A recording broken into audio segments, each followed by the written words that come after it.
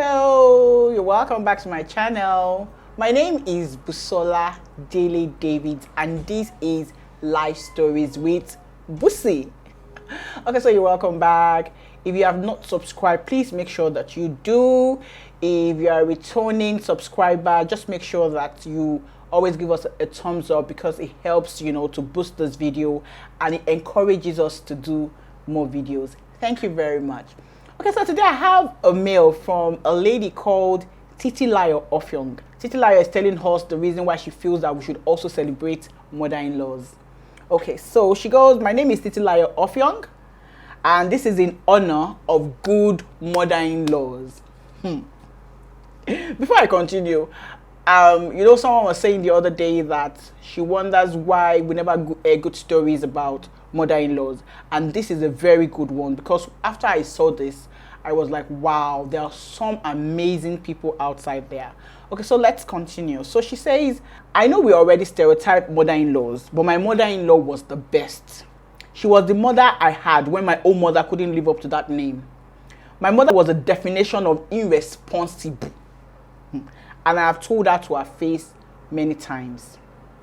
My biological mother had 6 children for 5 different men. I was the second child.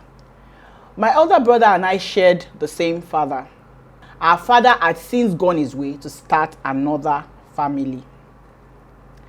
Every time she had a new man, that's my mother, she would drop the child of the previous man with our grandma. We all stayed with our grandma until my grandma died. My mother was married to her 4th husband then. We ended up in the house of this man.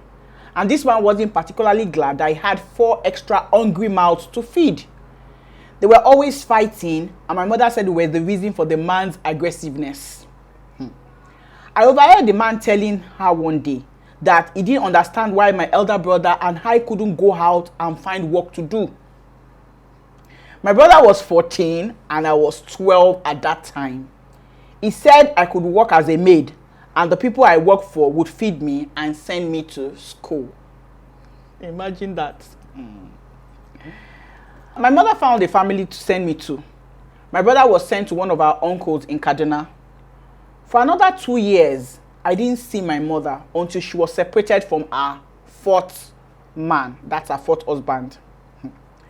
When I inquired about my other sibling, she said the one immediately after me had been sent to another family as a house help. The boy after that one, who was barely 11, ran away from home and they were yet to find him. The last one she had was for the 4th man and that one was with his father. Later, I heard she got married to a 5th man and she had the sixth baby. Imagine someone having children and dumping them with her mother just because. Very funny. Anyway, by that time I'd finished secondary school. I found a job as a sales girl and started sharing rooms with some of my friends. I had a boyfriend who promised me marriage and I was pregnant 3 times and I aborted the pregnancy all the time. I remember the doctor who procured the 3rd abortion advising me not to come back the 4th time. My mother had apparently struck gold with her last husband because he was a bit rich, and I would have thought she would have extended the largesse to us. But for where? Anytime we tried to see her, she would tell her husband that we are cousins. She never told the husband that she had children from previous relationships. When I finally wanted to settle down with my own husband, I remember telling my mother that I wanted to introduce her to my husband. She said she was traveling and told me to meet her at the airport. It was at the airport that she told my husband to take care of me. She was relocating with her last child. There was no formal handing over, no traditional marriage, no engagement, nothing. No mommy mwe like Yoruba people would do. My mother-in-law, on the other hand, fell in love with me the first time she met me. She had 3 boys, with my husband being the first. The first thing you should note is my mother-in-law is Efik, and I am Yoruba. She looked beyond tribal sentiments and adopted me as a daughter. Now, my mother-in-law was also a wealthy woman, but she didn't see me as her son's pet project or a gold digger. Another thing you should know about her is that She was a Christian and I was a Muslim. This woman had a lot of reasons to stop me from marrying her son, but the only thing she chose to do was to love me. When she got wind of what my mother did, she said, "Don't worry, you'll still have a grand wedding." She organized everything and our wedding was a glamorous one. She spent no money to make sure that I had all the lovely things she believed I should have as a bride. Whenever she bought herself any fabric or jewelry, she would buy my own and send to Lagos. When the doctor said my womb was scarred from previous abortions and wouldn't have children, she told me, she said, "Titilayo, who is he who speaks and comes to pass when the Lord has not commanded it?" Mama Oyo, that's what I used to call her, was a Christian indeed. She taught me to depend on God, to read the Bible and pray. There was a time when my husband started to act up. He was having an affair and his mother found out. Hey, the woman gave it to her son and warned him steadily not to try those things. She called my husband to order and warned him. While I was still trusting God for children, Mama Oyo encouraged me to go back to school. She said, "Don't stop living because you are waiting for children. Continue to live your life. The God I serve will give you children." Mama Oyo was at my matriculation and she threw a big party for my graduation.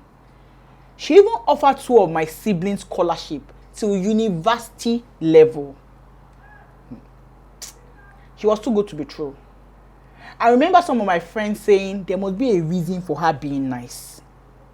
In fact, one said maybe she was using my destiny. The truth was she was just a different species. I had twins eventually, and you could see and feel Mama Oyo's joy. She had me move to Uyo to take care of me. All I did in Uyo was wake up, have my bath, and eat. She had people over taking care of me.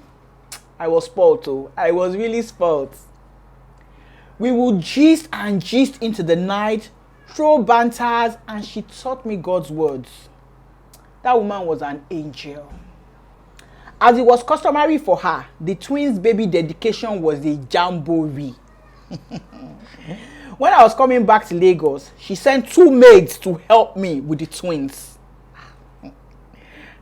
This kind of mother-in-law. We lost Mama Oyo when the twins were about 6 years old.